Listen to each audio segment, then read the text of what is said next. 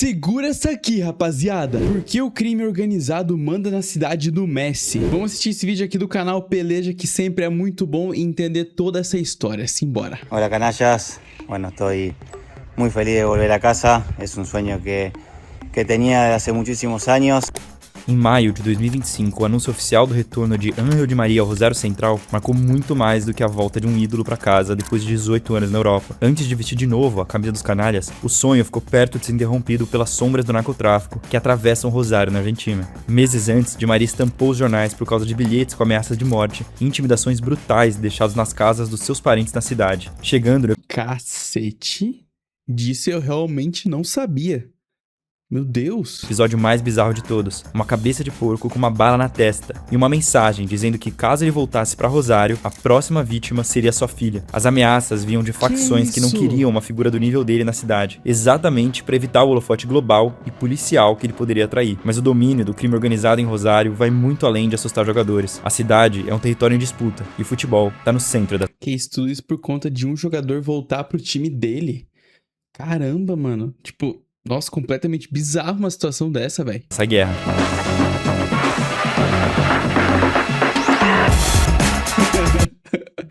Uma das facções se chama Los Picudos. Não estou rindo de facção nenhuma aqui. Que fique claro, tá bom? Eu tenho amor à minha vida.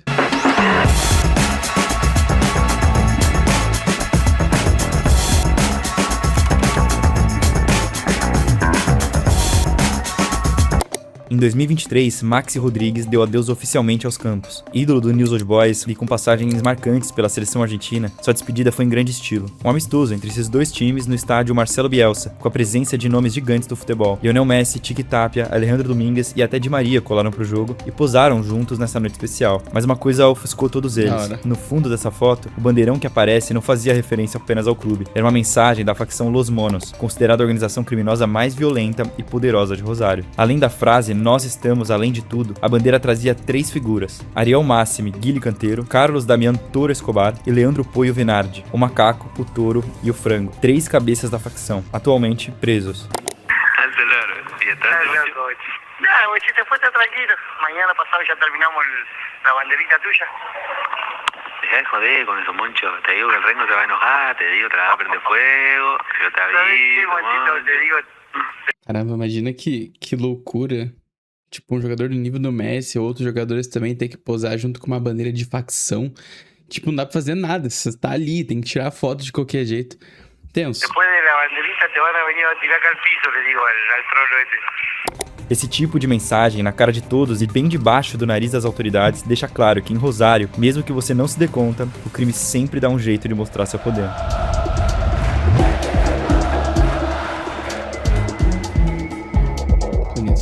A rota do narcotráfico e do contrabando internacional em Rosário cresceu apoiada na força do seu porto exportador ao longo do Rio Paraná, um grande centro de escoamento de grãos que virou a porta de saída perfeita para toneladas de cocaína rumo à Europa, escondidas em meio a cargas legais. Um esquema alimentado por controle quase zero do Estado e por uma rede de proteção que envolveu desde a polícia até setores políticos. E no centro dessas operações está a facção mais temida da Argentina, Los Monos. Do bairro Las Flores, Los Monos, liderados pelo clã Canteiro, deixaram de ser uma gangue de rua para virar um cartel estruturado de verdade. Extorsão, mortes por encomenda, lavagem de dinheiro e controle de territórios através do medo. Tudo documentado pela justiça argentina. Eles compravam silêncio, mandavam em toque de recolher e decidiam quem vivia ou morria em vários cantos da cidade. Creo que todo el negocio del narcotráfico tiene una profundidad muy grande y tiene tentáculos en un montón de rubros que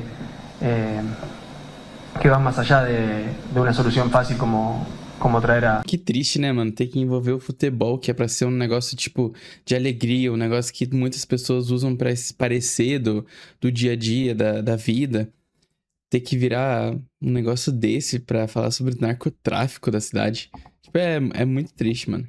A la Fuerza Armada y solucionarlo. Entonces, creo que un problema complejo Esse é Juan Comar, zagueiro do Rosário Central, respondendo uma pergunta sobre a falta de segurança na cidade durante uma entrevista coletiva do clube. Uma fala assim deixa evidente que quem vive ali não tá alheio à realidade das ruas, mas tem um detalhe revelador. Esse trecho da entrevista foi simplesmente cortado da versão publicada no canal do Central no YouTube, numa tentativa de varrer o problema e a opinião do jogador para baixo do tapete em meios oficiais. Foi exatamente esse poder todo do tráfico que engoliu o futebol, quando eles sacaram que a arquibancada e a estrutura dos clubes davam imunidade, um exército de fanáticos e um motivo passional para matar e morrer. Meu Deus. E também quem tem um grande perigo de falar sobre isso é os próprios jogadores, né? Porque pode acontecer tanto uma coisa com eles, quanto pior ainda, com a família deles. Então, assim, se você fala, você tem que ter noção ali do que você tá falando.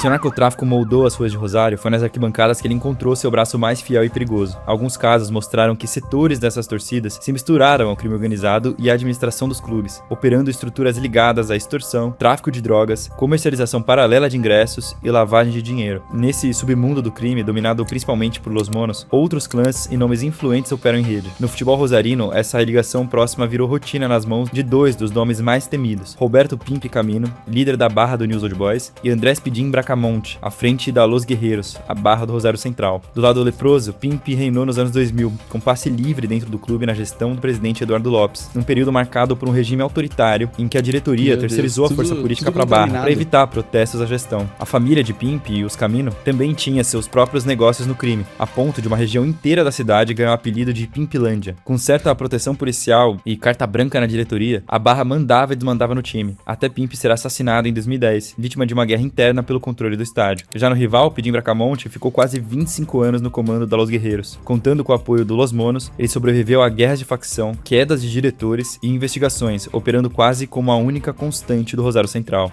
¿Por qué Barra Brava lo llama Barra Brava? Porque se ve, vos ves por tele que entra la Barra Brava y viste, vuelta a vuelta, le afanan las cosas a la gente. Eso era antes. Nosotros no le robamos a la gente de Central. ¿Qué pasa si Tipo assim, não é segredo pra ninguém, já que a gente sabe que aqui, vamos pegar um exemplo do Brasil, tem muitas torcidas fanáticas que tem uma parte ali que não torce realmente por time, que é só um bando de criminoso querendo arrumar briga e fazer farra e tudo mais. Só que isso aqui, tipo assim, é literalmente o crime organizado escancarado em forma de torcida, cara. É bizarro, mano. Meu Deus. Sí, lo estábamos a pagar. No tienen que ir a robar acá. Tienen que ir. Acá se maneja otra clase de código. No como los que estaban antes que robaban. Si quieren robar, que vayan a robar a otro lado. Acá la gente central la respetamos. Ele acumulou tanta influência que foi investigado por embolsar parte da venda do zagueiro Gastão Ávila ao Boca Juniors em 2019. E há relatos que ele tinha influência até nos nomes contratados para serem treinadores do clube. Mas nem quase 3 décadas de chefia salvaram Pidim. Ele acabou sendo emboscado e assassinado a tiros em novembro de 2024, a poucos metros do gigante de Ayorrito, logo depois de uma partida do Central. E a queda desses chefões são só capítulos de uma guerra sem fim pelo controle do futebol e das ruas de Rosário. Nossa, é muito mais fundo o Estado contratar. Em 2024, casos de homicídio aparentemente aleatórios explodiram mais ou menos no mesmo período em que as ameaças contra a volta de Maria começaram a pipocar. O terror urbano era comandado de dentro das prisões. Chefes das facções continuavam liderando ataques contra civis. Muitas dessas execuções vinham acompanhadas de bilhetes explícitos deixados ao lado dos corpos avisando que não iriam recuar. Para tentar estancar a série de homicídios, a resposta do governo de Javier Milei veio através da criação de um comitê de crise e o envio de apoio logístico das Forças Armadas para Rosário. Sob o comando de Patrícia Burric, a ideia era endurecer o cerco contra as facções. O reflexo disso vem em forma de números que parecem bons demais para ser verdade. Segundo estatísticas apresentadas pelo Ministério Público, 2024 teria o menor índice de homicídios em Rosário desde o início da série histórica em 2014. Uma queda tão abrupta que especialistas chegaram a levantar a hipótese de que o governo teria feito acordo com as gangues para pararem os homicídios em troca de fecharem os olhos para a venda de drogas. Já esse índice continua crescendo. Nessa linha de confronto direto, as barras bravas se tornaram... Caramba! Que imagem, hein? Cacete.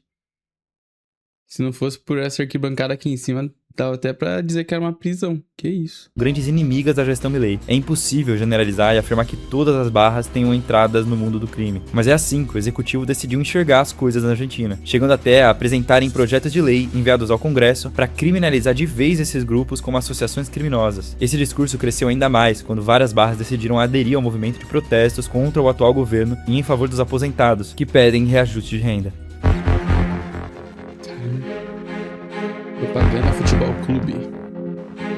Mas nem todos os governos argentinos enxergaram as barras de futebol como inimigos. Alguns viam ali a oportunidade perfeita de autopromoção, como a Copa de 78, realizada na Argentina sob ditadura militar. A barra do Rosário Central se autodenomina uma mais peronista da Argentina, um movimento político e social baseado nas ideias do ex-presidente Juan Perón, e não é incomum ver bandeiras e faixas com os nomes dele e Evita nos estádios. Mas claro que nem sempre essa união de ideias é inocente. Um exemplo mais recente disso foi a criação das Hinchadas Unidas Argentinas, em 2010, com forte articulação de figuras ligadas ao kirchnerismo. A organização reuniu chefes de barras bravas de vários clubes rivais. O governo financiou mais de 200 passagens aéreas e estadia paga para que esses líderes fossem à Copa do Mundo na África do Sul em troca de apoio político. Nesse mundial, inclusive, rolaram algumas deportações de torcedores que estavam numa lista de histórico de violência entregue pela própria Polícia Federal Argentina para o governo sul-africano, algo parecido com o que rolou na Copa América. Meu Deus. América de 2024, Mundial de Clubes de 2025 e na Copa de 2026, todos esses nos Estados Unidos. Outra organização que consegue identificar e usar o poder do futebol como propaganda é, claro, a AFA. Além de ignorar a situação em Rosário, a federação soube aproveitar muito bem a volta de Di Maria para a cidade. Do dia pra noite, inventou um troféu, além do Apertura e Clausura, que premia o clube vencedor anual do campeonato, que naquele ano era o Rosário Central.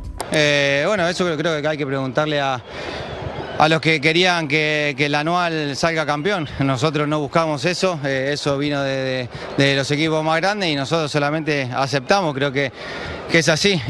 Nosotros nos llamaron para ir, fuimos y bueno, creo que estaban todos los dirigentes, aprobaron. O Estudiantes de La Plata decidiu protestar contra isso e os jogadores ficaram de costas durante o tradicional passilho, uma espécie de homenagem pro vencedor. Como resposta, Eu vi isso aí. Meu Deus.